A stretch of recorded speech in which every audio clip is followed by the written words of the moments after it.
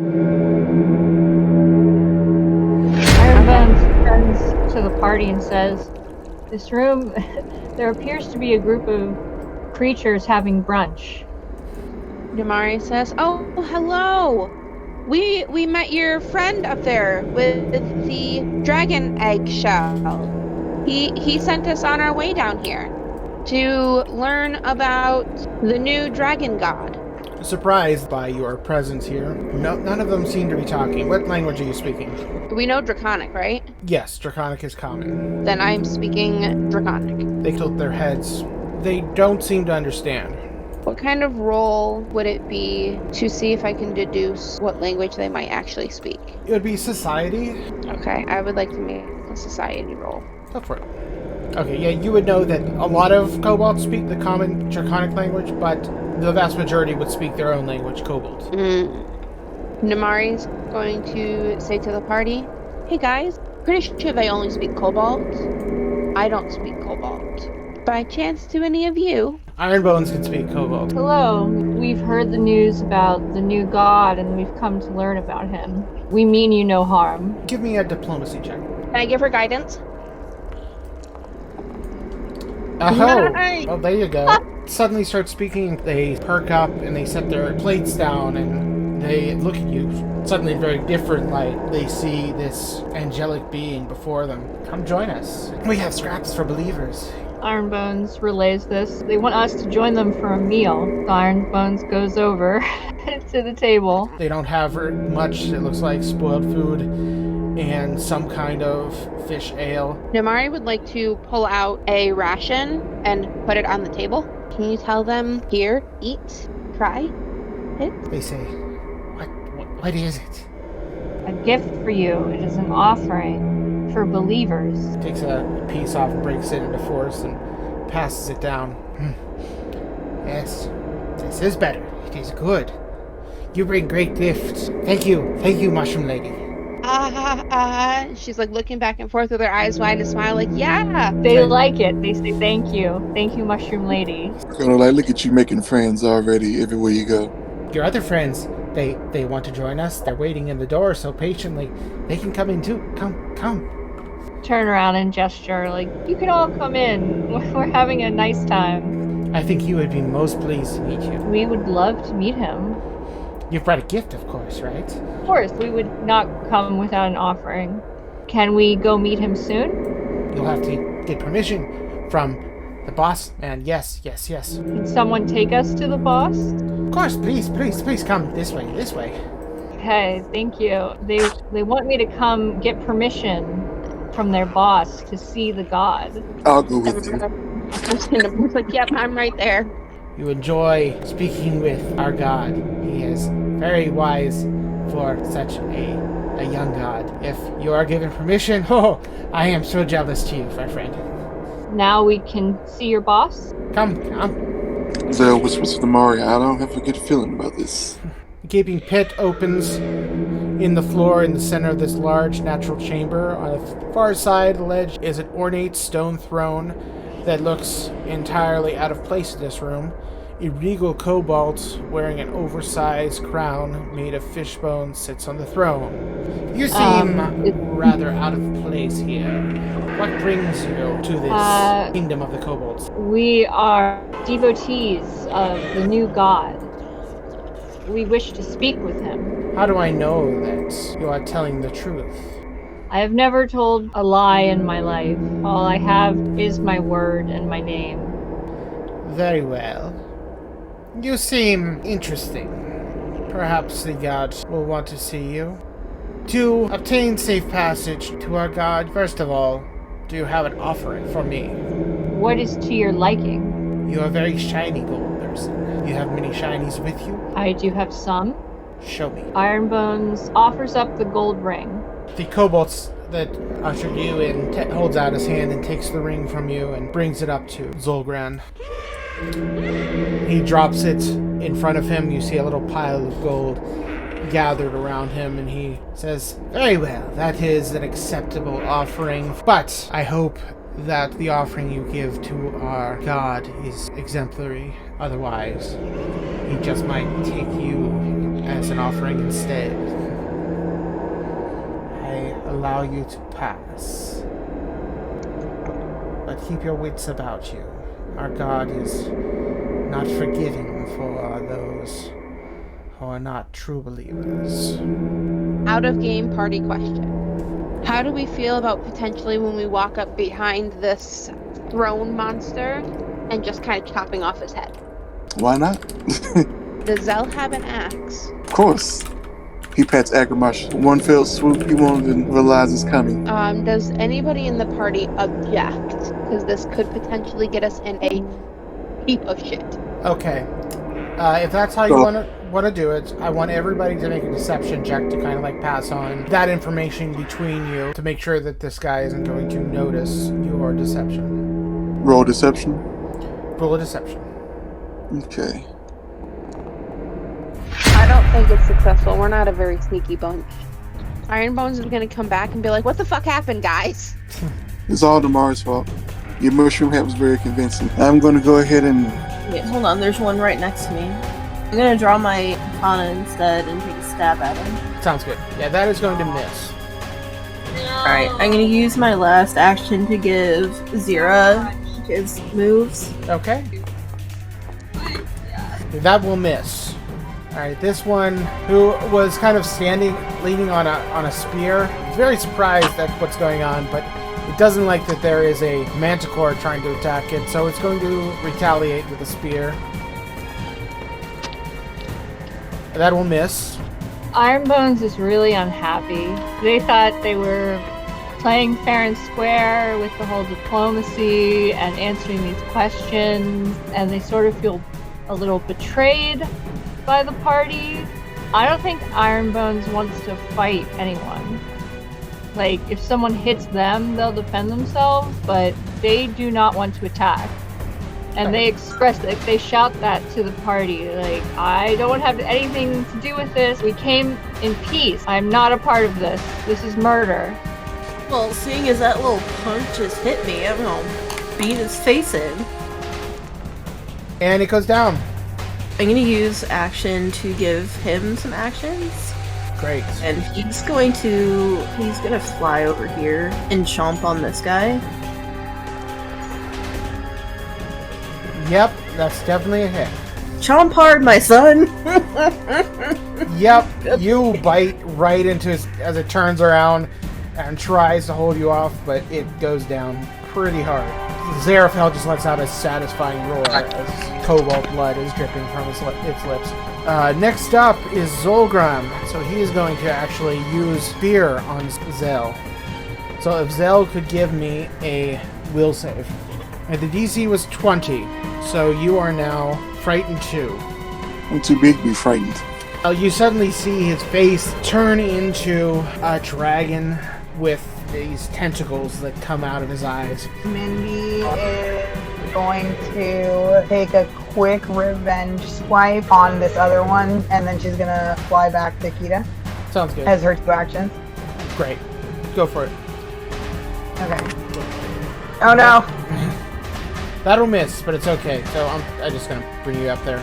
So it flies up to you. Yeah. Namari is going to take aim at Cobalt King and fire her bow. That's good. That'll hit.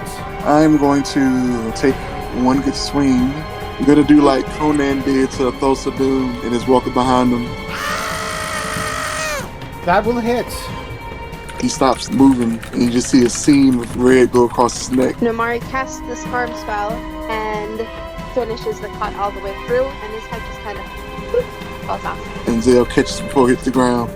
Iron Bones grows angrier by the moment. And I jump and like attack at the same time. You deal 16 damage. How would you like to do this? That's a pretty epic move as you jump down, and you're going to take 5 damage from that as you hit the stairs and the cobalt at the same time. Zell is he's upset and hurt, but he's like, fuck it. He takes a flying leap off with a roar, hits the ground with a heavy thump, spins around and cuts it in half as it flies 2 different ways, turning into ashes. As combat ends, Namari would like to say, everybody come so that you can be healed. She would like to cast heal. And you basically have this area for yourselves if you would like to spend the night and rest and heal up. However, there still is a dragon that is going to be a problem later on, and now it doesn't have any kobolds to feed it. It's probably eventually going to move itself out into the town of Angkor and start hunting on its own. You do find that there is a treasure chest that you're standing right next to, Namari. I would like to take everything that's in that treasure chest, and if possible, go to the next room and take everything that was in that treasure chest too. Within this chest, you find an interesting sword. An interesting sword that appears to be glowing and smoking. Hey, there's a sword in here that deals fire damage. Who uses swords and wants a sword that does fire damage? I use a katana. It's a smoking katana. There you go. Right. Okay. So at some point, I just want to say during these two days, like Ironbones definitely let everyone have it, and was like, "What was wrong?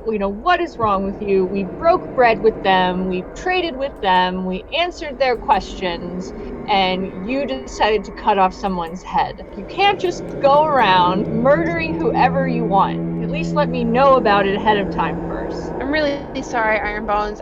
The chance of them coming up from behind us and attacking us was too great. I guess I can understand your fear. I was just very thrown off because I wasn't aware what you were all going to do. That's understandable. Again, I'm sorry. But now we have his head to give the Dragon King. Do you think the Dragon King is going to like seeing the head of his first in command? I mean, Not we sure. can be like, look how weak your first in command was. We're better. All right. I see how that could be a convincing argument. As you move forward back into the dungeon and continue on into this room, Are those mushrooms? towering yellow mushrooms cover the floor of this vast cave, some reaching over 10 feet in height. They seem to emit a pale light, giving the entire chamber an eerie glow. Shattered remnants of barrels torn open, with their contents nowhere to be seen, lay scattered around the base of the mushrooms. Somewhere, off the far side of the chamber, something stirs, and a faint snarl comes from the shadows. I like your mushrooms. They're pretty great. Silence in response. Can I make a nature check to see if she knows anything about these mushrooms? You notice about you mushrooms that you have never seen before. The rather big ones are a type of specimen that don't normally grow in places, and the first time you've ever come across them, and you can almost hear a community of fungi, this network working and spreading information between plants. But you do know, based on your knowledge of mushrooms, that all of these are created from a community that was most likely, based on what you know about dragons, put together by this dragon that lives in here. Because the dragons, as guardians of the world, have their own ecosystems that they cultivate and put together. And it looks like this, because of this dragon, was born in this area, that these strange mushrooms from the Darklands have been able to propagate within this small area that normally wouldn't live together. If Echo were to go to the ground, would Echo be able to tap into this communication system? And also, these are not sentient mushrooms, so he would have to have the ability to speak with plants to understand what an individual mushroom was saying. Guys, this place is just what? Magic. You notice, looking up into the rafters, there is in view a bright green dragon. Although the beast isn't much larger than you, large leathery wings and snapping jaws make the hatchling look like an ancient worm. The creature gazes at you with cunning eyes and snorts a cloud of yellow vapor. Fiercely, the dragon charges in to attack you. I'm going to ready my bow. You see it in view. Okay, that definitely is a critical hit. So Nice. Roll critical damage. Alright, buddy. Fight it for all you're worth, my friend. As he flies up there, when he comes within 10 feet, he spins around and he hits you with his tail as an attack of opportunity. That's going to be a 19, which will hit Aziraphale, and that's going to be 10 damage. I'll use Inspire Courage. I'm going to use Ray of Frost. The Ray of Frost flies through the air and just misses. I'm going to cast Harm. Well, it dealt some damage. It dealt 2 damage. She's going to shoot her bow. That's a critical miss. Okay, so I am to cast Acid Splash. Yeah, Acid Splash. Nice! That is exactly what you need to hit it. So, acid goes flying through the air and hits this thing right in the face. To throw it needs to be the javelin. Woo! Nice! Critical hit as it lands right on its neck, piercing it. It looks injured. Its turn now. Aziraphale is in its face, and he doesn't like him in his face. It's gonna bite him. That's a 33. 33 is going to be a critical hit, dealing 40 damage to Aziraphale. Unfortunately, that is more than twice its hit points, so it's going to die. Sad puff. This thing just bit off your animal companion's head. Not a happy time for you. You are devastated by this. This is your best friend. I'm very sorry. I don't like to kill best friends. That was her brother. Yes. That's sad, man. It is very sad. I'm so sorry. That harm spell really hurt. And he sees there's a little mushroom down there that he does not like. You see him spread his wings and glide down. His horns try to sink into Namari. So that's a 24 to hit Namari, as it just grazes you. Well, Seraphina is kind of really pissed off and really upset because her family just got murdered by this jerk. So she is going to unleash hell on this thing. The bolt flies and deflects off of its scaly wings. I'm gonna pull out the smoky sword. I'm gonna move right behind where he was. Inspire Courage again? Can I do Yes, that? you can. Roll performance check. I'm trying to get a 14. All right. Right. Finally. All right. So it's going to last for 3 rounds, and you have a dragon in your face. Is it within reach? It is within reach. I would like to use Ancestral Touch. Aha! All right.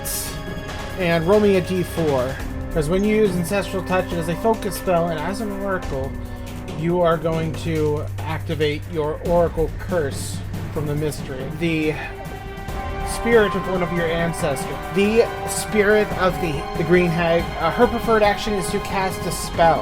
And you see Namari's skin has turned green, so she looks kind of like a swamp witch. Can Mindy fly behind it? She's gonna do a wing strike. Because she's Viking, that is a hit. This dragon looks badly injured. There's quite a bit around it. It does not like that it's surrounded like this. What it's going to do is take a step back, take a deep breath, and everybody in that zone here, Zeldron is going to take double damage from this. Ew. So that's good. Seraphina takes none as she takes cover behind the corpse of her fallen Aziraphale. Seraphina is the only one that survived that, it looks like. Kita, unfortunately, is dead. I'll help Zella with what? Soothe? So 12. Oh. So Zell heals 12 back. Well, thank you. Much needed. Welcome. Zell, you are injured. Zell pops up and looks at Lamari like, did I just die? Not quite dead yet. Your weapon is on the ground. Namari, there's a dragon in your face. I want to use Haunting Him. How did you want to do this? Namari says, "You don't kill my friend, damn it!" And then goes,